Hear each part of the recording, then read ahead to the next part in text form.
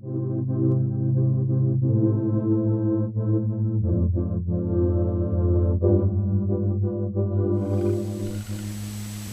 tenemos con nosotros a Jesús García Valer, árbitro internacional, árbitro olímpico, el árbitro aragonés con mejor currículum de la historia y el más reconocido a nivel internacional.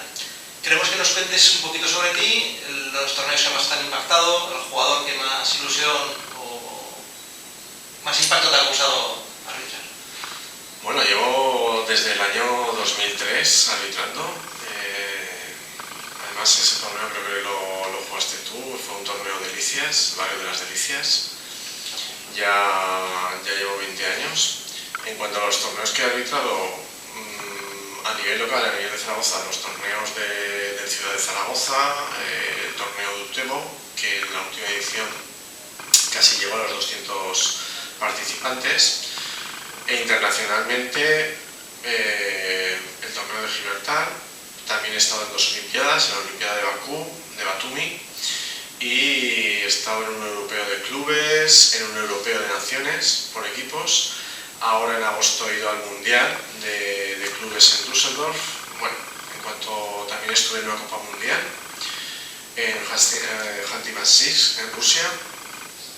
Y bueno, que yo recuerde, esos son los grandes hitos, los grandes. De todas formas, los torneos estamos hablando al que más cariño, y aquí lo tengo que decir a la cámara, al que más cariño le tengo y más importancia le doy, no quiero que nunca falle nada, ninguno quiere que falle nada, ¿no?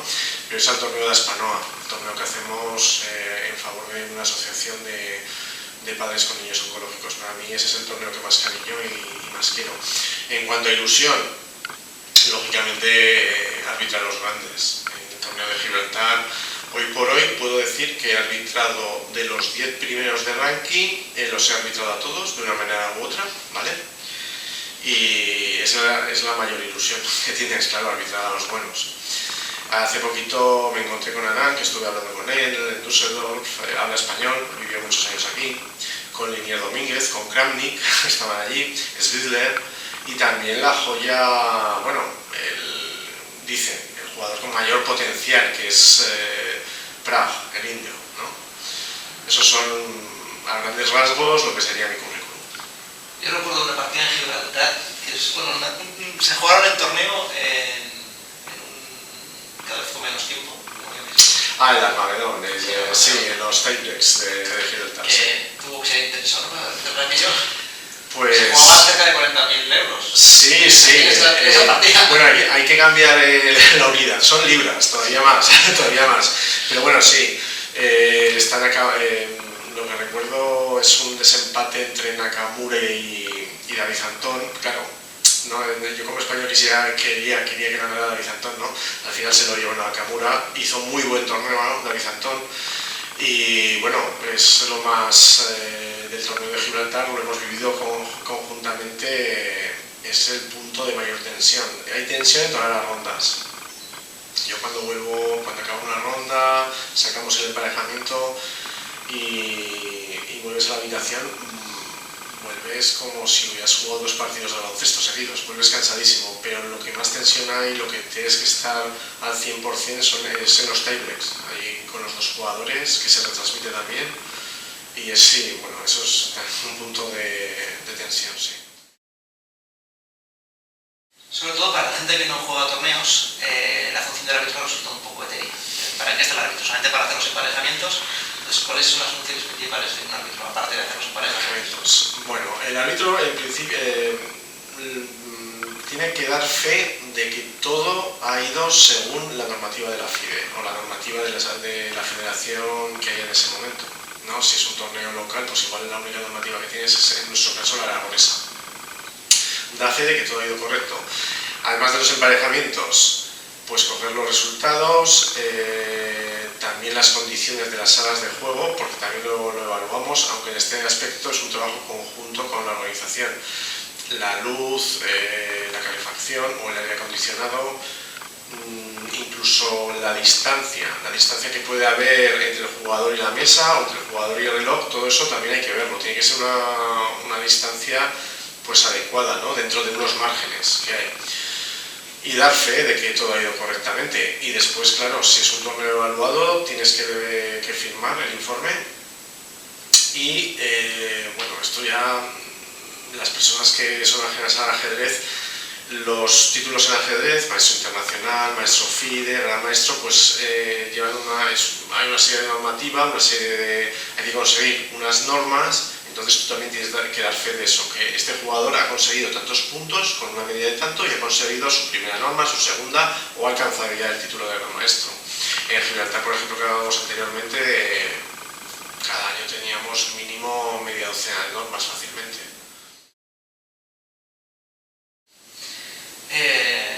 Los árbitros pueden cantar ilegales e interferir en las partidas si pasa algo. Es necesario.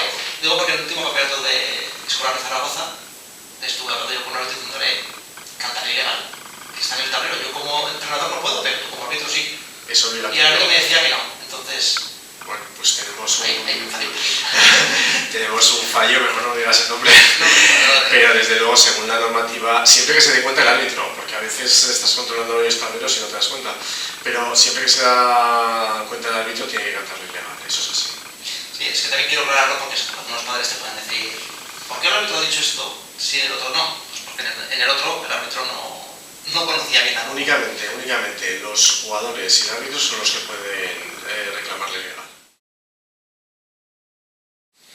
Tú eres un poco como yo, que te gusta repasar que se han sentado bien, sobre todo a nivel escolar, antes de empezar las partidas.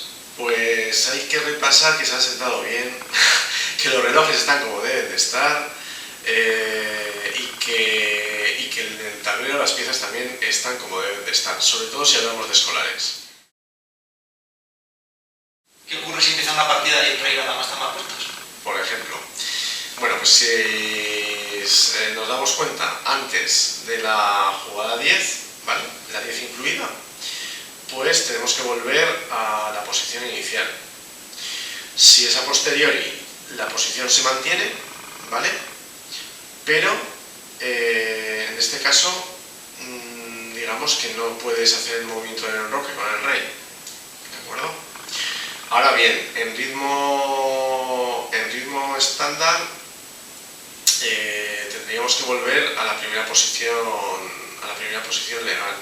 Entiendo que varía hay tres tipos de ritmo: estándar, rápido y relámpago. Relámpago es menos de 10 minutos, ¿vale? El rápido es entre 10 minutos y menos de una hora, y el estándar es a partir de una hora, de para arriba.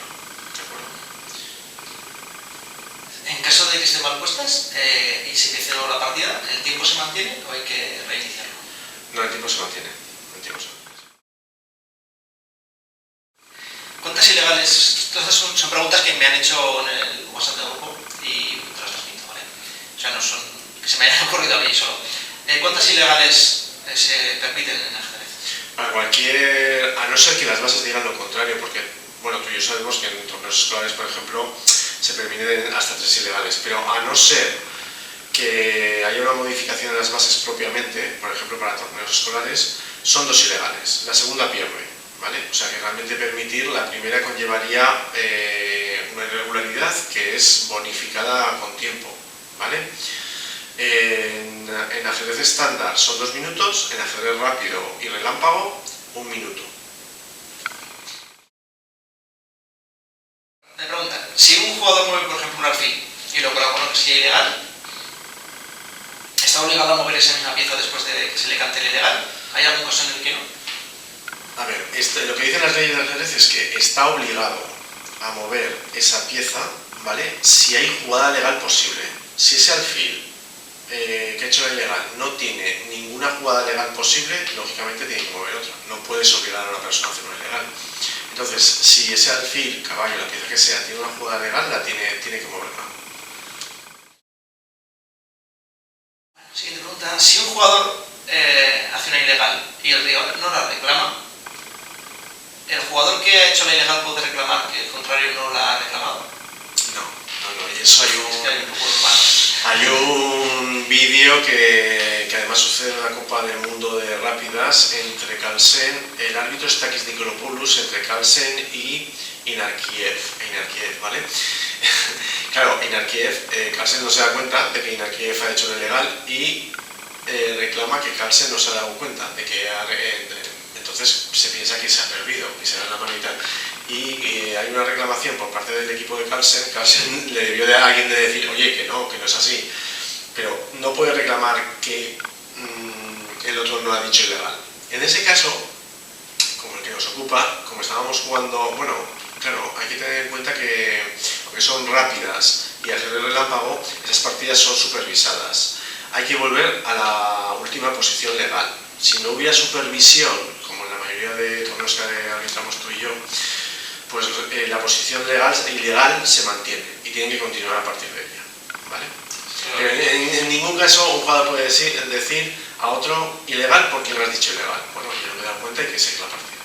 Eso es, además ahí está el vídeo, si alguien lo quiere ver en YouTube. ¿En ese caso se contaría que la ilegal? No. Si ya ha pasado ya no se puede. Ya no se puede. La ilegal hay que reclamarla en el mismo momento, no jugadas más tarde. Me preguntaron qué ocurre si alguien se pone a comer durante la partida. ¿Qué se puede hacer? Entiendo que se puede hacer si te molesta que coma. No se puede comer durante la partida, ¿vale? Y ya el tema de llevar un botellín de agua o café puede generar controversia. Porque claro, ¿quién de nosotros, yo por ejemplo en alguna partida lo he hecho, llevarme, pues te pides un cortado y te llevas el cortado a la partida, ¿no? Pues en realidad no se podría hacer, no se puede ni comer ni beber, las leyes del ajedrez son muy claras al respecto. También es verdad que, por ejemplo, a los jugadores un botellín de agua, ahora en Düsseldorf, un botellín de agua se les permitía para tenerlo, claro, el botellín debajo, en el suelo, se les permitía. Pero vamos, como me sucedió aquí una vez, me está saliendo mucho Gibraltar, que llegó alguien y había pedido una pizza y se fue con la pizza a la partida, desde luego eso no se puede hacer, ni por asomo. El problema es que muchas veces los árbitros de oficio no se atreven a actuar. O sea, hay un poco de desidia en este sentido. Reclamar al árbitro. Hay que reclamar al árbitro y aparte, a ver, imagínate que nos llevamos ahí, ya no te digo que, bueno, que se coma una pieza de fruta con manzana, sino que ya se pone a comer bocadillo de chorizo, huele a chorizo por toda la sala. Hay que ser también un poco educado, que se sea. Estoy hablando de España de pequeños y he visto cosas. Bueno, hay que ser un poco. Yo, desde luego, estoy seguro que todos los que nos están viendo están de acuerdo en que es un tema también de educación y no te puedes presentar allí con la cartera a comer filo con un bocadillo.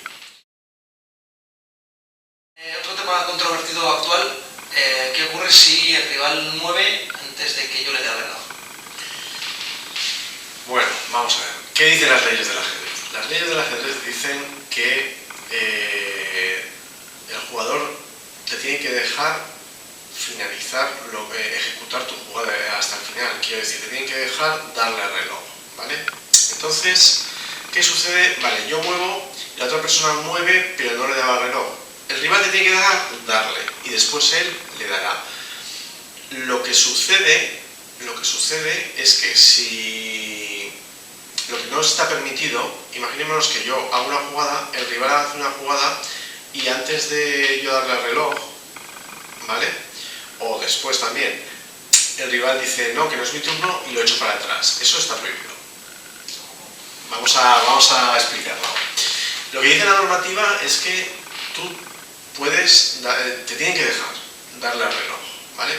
Lo que pasa es que se han dado casos, y en escolares, está muy bien que hablemos, que estemos en Palacio de Pioneros con todo el movimiento que lleváis a nivel escolar, imaginémonos los jugadores, el jugador de blancas hace una jugada, el jugador de negras hace otra, que es malísima, se deja algo o se deja el mate, y le va a dar el reloj el jugador de blancas, o le ha dado al reloj el jugador de blancas. El negro no puede decir, ah no, que no era mi turno, y echar esa jugada para atrás. O sea, la tiene que mantener, ¿vale? Esto me pasó una vez y le tuve que decir al niño en cuestión que debía de mantenerla. ¿Pero se considera ilegal eso? No se considera ilegal eso. O sea, él puede contestar sin necesidad de que tú le hayas apretado el reloj, pero esa jugada la tiene que mantener y sobre todo te tiene que dejar... Sí, está el rumor urbano de que si ocurre esto se canta ilegal por haber movido en el tiempo del otro. No es así. Pues esto va a evitar muchos problemas. Por ejemplo, mi siguiente pregunta era, si me decías que sí, ¿qué ocurre en un apuro de tiempo en el que las manos van más rápidas que la vista? ¿Cómo arbitras eso? Los dos hemos tenido, sí, hemos tenido en partidas de rápida partida siempre es relámpago. Yo hago cada mes un torneo relámpago y lo que dicen claramente, la normativa lo dice, por ejemplo, que si la posición es tal que los dos reyes están al lado, porque a veces sucede, empiezan a jugar pong-pong y te encuentras con que los dos reyes están en una situación ilegal, la partida se decreta a tablas. Entonces tenemos ese punto de reglamento, ¿vale? Para agarrarnos ahí. Bueno, pues es importante, porque creo recordar que con un amigo, me parece que fue una partida de Diego del Rey, no me acuerdo del rival, empezaron ahí a mover y movían rápido, claro, al final es un fade not que lo que estaba moviendo era para que se le cayera uno la bandera, y ahora una posición tal que los dos reyes estaban al lado, entonces tuve que decretar tablas. Sí, bueno. Me preguntan cuando estamos jugando y viene la gente a ver la partida, se supone que te incomoda que esté la gente, el árbitro no actúa de oficio, ¿se puede hacer algo para que la gente se aleje? A ver, yo cuando estoy arbitrando, y eso sucede mucho en torneos de rápidas, obviamente muchas veces me vas a hacer el gesto así a jugadores. Porque yo te decía que hay muchos árbitros que son desidiosos y no van a meter en problemas. Estamos en un niño que igual tiene 10 años, que ve a esa gente que él estima que son buenos y son buenos para él, que son un referente, y el chaval se acerca mucho, entonces tienes que ir hacia atrás. Hombre, en ese caso está la reclamación al árbitro. Si el árbitro no dice nada, se te pone al lado, de repente tienes aquí a uno, a otro, incluso ya no te digo si moviendo te dificulta mover, eso no puede ser. Obviamente que para el reloj echar a toda la... Bueno, no echar a toda la gente, cuidado, sino que se echen para atrás. Estamos jugando una partida lenta, apuntando, se me acaba el bolígrafo, se me acaba la tinta. ¿Me tengo que ir corriendo a por un boli o qué puedo hacer? Es buena pregunta, porque lo del boli... A ver, yo como árbitro, además con Prag, cuando era muy joven, que la madre me vino a dar las gracias, a Prag se le acabó la cinta del boli y le dejé uno. Llevo varios bolis encima, porque me conozco esto, por ejemplo, como árbitro, entonces ya evitamos ciertas cosas. Claro, vamos a ver, hay una irregularidad, ¿puede el jugador parar el reloj y reclamar al árbitro un boli? Lo que no puedes dejar de apuntar, quiero decir que hay que cumplirlo, claro. Yo lo he resuelto de esta manera, ¿vale? Lleva encima muchos bolis y es muy práctico, es incluso más práctico que llevar algunos árbitros, sé que llevan una dama de cada color en los bolsillos, por si acaso se produce una promoción. Don Antonio Bernardo hacía. Pues lo más práctico de verdad, es todavía más práctico llevar varios bolis, por lo que te estoy comentando. Y no te digo nada si tienes un torneo igual de 200 personas, porque siempre a alguien le va a fallar el boli. Sí, pero si el árbitro no está cerca... Si el árbitro no está cerca, ¿hasta qué punto el jugador puede hacer parar el reloj para reclamar ese boli? Yo entiendo que no lo puede hacer, porque es responsabilidad del jugador llevar el boli y llevar varios bolis. Es como nosotros hemos visto al gran maestro Bellón que lleva hasta un estuche, o sea, claro, también pita la planilla y esas cosas, pero llevar varios bolis. Yo entiendo que no puede. ¿Por qué? Porque lo que dicen las leyes es que puede hacer una reclamación sobre el juego y sobre algo relacionado con el juego, pero no sobre algo que tú has tenido el fallo de no llevarte el boli bien. Yo entiendo que no lo puede hacer, ¿eh? Aún así, como pregunta... ¿Ahí no habían dicho que sí? Sí. Entonces debe ser interpretativo. Las leyes del ajedrez... Pero estás reclamando que no puedes seguir jugando. Que no puedes apuntar las jugadas, que estás obligado. De todas formas, esto lo vamos a dejar en un gran interrogante todos, lo vamos a dejar en un gran interrogante. Lo ponemos en comentarios y lo que sí que vamos a hacer es pues preguntarlo a la FIDE e incluso preguntarlo a la FEDA en el próximo seminario de árbitros. No sé, puede ser una pregunta para llegar más que nada a un acuerdo para todos los árbitros. Es buena pregunta. El que haya sido, se ha lucido. Vale, pues estás lucido. Te voy a hacer dos preguntas en una, ¿vale? Vale. Porque van relacionadas.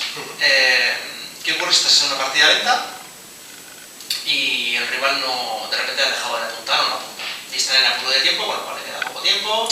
La normativa es clara. Y te la sumo con que luego pues que si puedes explicar un poquito, con ejemplo, de esto que hace mucha gente de yo muevo, tú mueves, yo mueve y luego apunto las tres.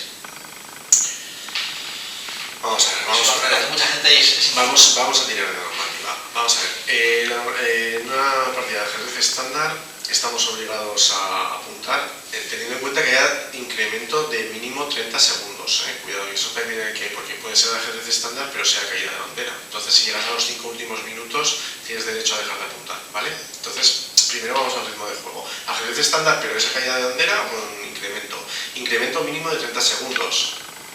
Otra de las cosas que se suele fallar, si el incremento, como en los torneos matinales de Gibraltar, que eran de 10 o 15 segundos, creo recordar, ahí volvemos a la normativa de cuando faltan 5 minutos dejar de apuntar. Y aunque subas, esos 5 minutos puedes dejar de apuntar, ¿vale? Vale, vamos a suponer ajedrez estándar y incremento de 30 segundos. Porque eso fue importante en Gibraltar. Sí. Que luego si recuperas tiempo y pasas el tiempo no se apunta. Si subes a más allá de 5 minutos, tú ya no puedes. Ahí, no tienes la obligación de apuntar ni recuperar la planilla, ¿vale? Entonces, pero ahora vamos a suponer que hay un incremento de mínimo 30 segundos y que estamos en una partida de ajedrez estándar. La normativa es clara, tú tienes que apuntar. Entonces, si una persona deja de apuntar, inmediatamente el árbitro tiene que actuar por sí mismo, o sea, no es que lo deja a criterio del árbitro, sino parar el reloj, indicarle que tiene que apuntar, ¿vale? Explicarle que es normativa y en su tiempo volver a encender el reloj, en su tiempo apuntar las jugadas. Si ese tiempo no logra apuntar las jugadas y pierde, ha perdido. O sea, eso es así, porque también se ha aprovechado, ¿vale? Luego me preguntabas, a ver, ¿qué dice la normativa? ¿Qué dicen las leyes del ajedrez? Las leyes del ajedrez, en este caso, lo que dicen claramente es que tú tienes que hacer una jugada y antes de mover tienes que tener apuntada tu jugada. Vamos a ver, yo muevo, no apunto. Mi rival mueve, no apunto. Pero antes de la jugada que yo voy a hacer, tengo que tener apuntadas las dos jugadas. La que hice y la que hizo mi rival. Mucha gente lo hace mal. Porque después de mover su segunda jugada. Pues está mal. Tu primera jugada tiene que estar apuntada. Sí, eso, también es verdad que voy a decir una cosa, en un torneo, imaginémonos un torneo normalito, de 80 jugadores, tienes 40 tableros, claro, no, como árbitro no puedes estar en todos. Sí, para que no exactamente, el jugador tiene que parar, reclamar el reloj y se le amonestará tranquilamente. Que eso es algo que la gente tiene que entender y es que el árbitro es nuestro amigo, es decir, si hay que reclamar, hay que reclamar. Bueno, hemos dicho al principio que el árbitro, ¿cuál es la función del árbitro? Dar fe de que el torneo ha ido según la normativa, claro. Entonces el árbitro tiene que hacer eso, necesariamente. Si no, está incumpliendo, vamos. Una pregunta que se repite mucho. Pieza tocada, pieza movida. ¿Siempre? Si la toco sin querer, si se cae la cojo... No, vamos a ser serios. ¿Qué dicen las leyes de la ajedrez? Pero que la gente siempre... ¿Qué dicen las leyes de la ajedrez? Dice que si no es accidental, y esto hemos tenido, ahora explicaré una serie de cosas que me han pasado, y bueno, que si no es accidental, se tiene que mover esa pieza. Entonces, si la tiro, no hay por qué moverla. Si le doy con el codo, no hay por qué moverla. Si voy a coger una pieza y le doy con el brazo, no hay por qué moverla. Es accidental, seamos ante todo racionales. Pero ojo, vamos a ver, esta costumbre que tienen la acción de componer, esta costumbre que tienen algunos jugadores de no decir nada y coger con uno de los dedos y componer la pieza. Pues ahí yo ya he tenido problemas, porque claro, ¿qué es lo que dice la normativa? Accidentalmente, eso no es accidental. Ha llegado el rival, ha parado el reloj, ha reclamado al árbitro, mi rival ha tocado esa pieza. Claro, el rival dice, no, yo no la estaba componiendo. Pero no ha dicho que iba a componer. Pero hombre, que es un gesto que hago siempre, pues ese gesto que haces siempre no se puede considerar como accidental y resulta que has tocado la pieza. No está con la intención de mover, no está en el reglamento.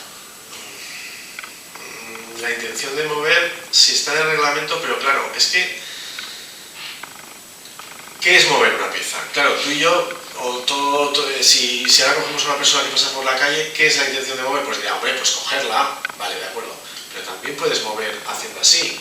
incluso como ver, podíamos hacer el gesto de como en las canicas, ¿no? Hacerlo así, que creo que había un maestro FIDE que tenía esa manía y enervaba a muchos de sus rivales. Me lo contaron una vez, ya debe ser mayor este maestro FIDE. Claro, eso también es mover una pieza. Lo que dice el reglamento claramente que no puede ser accidental. Y sobre todo me voy a otro punto del reglamento, que dice que tienes que manifestar que quieres componer. Componer es cuando una pieza está mal situada. Para los que no lo saben, una pieza está mal situada, pues colocarla bien en su casilla, ¿no? Entonces, claro, si no dices nada, esto no es muy accidental, darle con el dedito no es muy accidental, pues tenemos un problema. Y entonces, a partir de ese momento, de ese problema que tuvimos en ese torneo, pues me he visto obligado a cada vez que tengo un torneo de rápidas o un torneo de relámpago, pues decirlo claramente. Por favor, digan compongo, no cuesta nada decir compongo, y ya está. Pero sería otro punto a decirle a la FIDE que se podía modificar. O sea, especificar bien lo de intención de mover. Claro, pero... O sea, hemos hablado alguna vez que había cosas de reglamento que había que modificar o arreglar. Sobre todo también a nivel de ajedrez niños y cosas así. Pero intención de mover, hombre, lo razonable o lo lógico o lo común es coger una pieza. Pero ¿quién te dice que intención de mover no es o empujarla así? Sí, por eso es por redactarlo mejor. Porque yo creo que eso se escribió con esa intención, con la intención de decir, la coges para moverla, ¿no? Sí. Pero por redactarlo más claro, más específico. Igual es un punto... De vez en cuando van haciendo enmiendas, modificaciones. Pues a la regla del mate ayudado. Si solo quedan 2 caballos, técnicamente se puede dar mate. Vale, hay que jugar muy absurdo para darlo. Solo 2 caballos y peón, cambia. Totalmente, además. A ver, 2 caballos, en teoría hay mate. Entonces, en teoría, ¿qué tienes que hacer con esta posición? Hombre, a ver, generalmente cuando se llega a 2 caballos, los jugadores firman tablas y dan amigos. Claro, arbitramos torneos escolares y el jugador puede hacer lo que quiera. En ese caso, lo único que tienes es el reglamento de las 50 jugadas. Si no hay movimiento de peón ni captura en 50 jugadas, hay que reclamar tablas, y si todavía ninguno de los dos reclama tablas, iríamos a la jugada que en 75 el árbitro puede decretar tablas. Pero en teoría, a ver, no es llegar a esa posición y decir, estos son tablas, árbitro. La tienes que jugar porque hay una posición de mate. ¿Y si se le cae la bandera al que tiene ventaja? ¿Son tablas? Sí, claro, porque el otro no le puede dar mate. En la ayuda, puede al revés, al que tiene desventaja. Pues en ese caso hay una posición de mate y no son tablas. Hay una posición posible de mate y no son tablas. El último greco estuvieron allí de debate y yo les dije, pues... que hay mate jugando mate y mate. Eso se llama mate ayudado. ¿Cuál es la dinámica para reclamar tablas por triple repetición? Vale, vamos a ver. Si es nuestro turno de juego y nosotros vamos a hacer una jugada que es la triple repetición, se pueden hacer 2 cosas. Escribir la jugada en la planilla, parar el reloj y llamar al árbitro, ¿vale? Y decir, esta va a ser mi siguiente jugada, ¿de acuerdo? Y, bueno, es triple repetición que el árbitro tendrá que chequear también, y bueno, no es, También hay otra posibilidad, que es parar el reloj, llamar al árbitro e indicarle que tu siguiente jugada va a ser tal, ¿vale? Que yo en ese caso, lo que le suelo... sí que lo acepto como reclamación de triple repetición, pero le suelo decir al jugador que por favor escriba la jugada en la planilla, ¿vale? Sí, para que no le digo pensar... porque además, claro, es mejor, y sobre todo hay un problema cuando generalmente todo el mundo ya sabe hablar inglés, pero si son 2 jugadores con un idioma nativo distinto, claro, tú puedes expresar la jugada en tu idioma, pero el otro jugador no se está enterando, ¿vale? Entonces, yo es preferible escribir la jugada. Si es nuestro turno de juego, ¿vale? Ojo, si hacemos la jugada y le damos al reloj, ya no es nuestro turno de juego y no podemos reclamar esa triple repetición. Y esto es muy importante porque hasta maestros fallan en esta normativa, ¿vale? Segunda parte de esto, si nuestro rival ha hecho la jugada que se ha producido en el tablero, la triple repetición, En ese caso, lo que no hace falta apuntar nada, sino parar el reloj, llamar al árbitro, indicarle que esa posición es de triple repetición y que reclamas, ¿vale? Entonces hay que examinarla y te dará la razón. También es verdad, ojo, no, hay un punto muy importante de cara a los árbitros que me estén viendo. Hay no un truco, sino algo que tienes que hacer antes que te resuelve bastantes cosas. Yo diría que en un 80% de los casos. ¿Qué es? Que la triple repetición es equivalente a una oferta de tablas. Entonces, antes de empezar a nada, siempre y cuando cumpla lo del turno de juego, lo del turno de juego, es preguntarle a su rival que la triple repetición es como una oferta de tablas, un offer of draw, si acepta esa oferta de tablas. No nos lo vamos a creer, pero el 80% de las veces dicen que sí, con lo cual se acabó la partida y ya no tienes que examinar nada, que es un muy buen consejo y yo se lo recomiendo. En vez de empezar, bueno, pues vamos a ver qué jugada ha hecho, vamos a ver, y en vez de empezar a chequear, pues resulta que con esa simple pregunta te libras ya de todo esto. ¿Y si se equivoca? Si se ha equivocado, lógicamente la reclamación no es procedente y tienes que bonificar con 2 minutos a su rival. ¿Y se cuenta como ilegal o solo? No es ilegal en este caso. No se puede contar. No contaría. No. Es una reclamación improcedente y se desestima y ya está. Que también puede ocurrir. Sí. Última pregunta. ¿En qué caso se puede reclamar las 50 jugadas? ¿En rápidas? ¿Lentas? A ver, desde luego en estándar tenemos la planilla. Entonces a partir de ahí se puede reclamar esa bueno, a ver, interrumpí. Por aclarar, son 50 jugadas sin movimiento de peón ni captura de pieza. Te mueves el peón y vuelves a empezar. Entonces ahí tenemos la planilla para examinarlo, para comprobarlo, ¿vale? Claro, ¿qué pasa en rápidas y en relámpago? Pues, por ejemplo, en el mundial que yo arbitré, pues tenemos la retransmisión y se puede comprobar con la retransmisión. Sería como ajedrez supervisado. Pero ¿qué pasa, por ejemplo, en un torneo de rápidas de los que jugamos aquí o el relámpago que hago todos los meses? No tienes esa posibilidad. ¿Qué queda? Pues llamar al árbitro y decirle que se esté ahí, para comprobar que esas 50 jugadas se cumplen. Yo tuve un caso, no me acuerdo ahora, eran los grandes maestros en un torneo de Utebo y no queda otra. En este último torneo de Utebo tuve un caso que pudimos...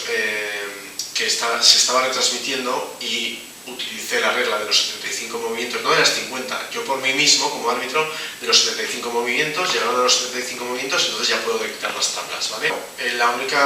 Cuando no tienes planilla, cuando no tienes supervisión, lo único que puede hacer un jugador es llamar al árbitro que se quede ahí y cuente esas 50 jugadas o las 75, sería lo único, y fiarse de su palabra. ¿En ese caso son las 50 o las 75? No, son las 75, el árbitro actuará con las 75, las 50 tendría que reclamarla uno de los jugadores. Claro, no puede preguntar al árbitro cuántas lleva, tendrá que llevar la cuenta él. Y lo que yo he visto una vez, un jugador que se dedicaba a contar en voz alta, que está pareciendo al contrario. No, eso no puede hacer. Si el contrario... El árbitro debe decirle calla. Sí. A ver,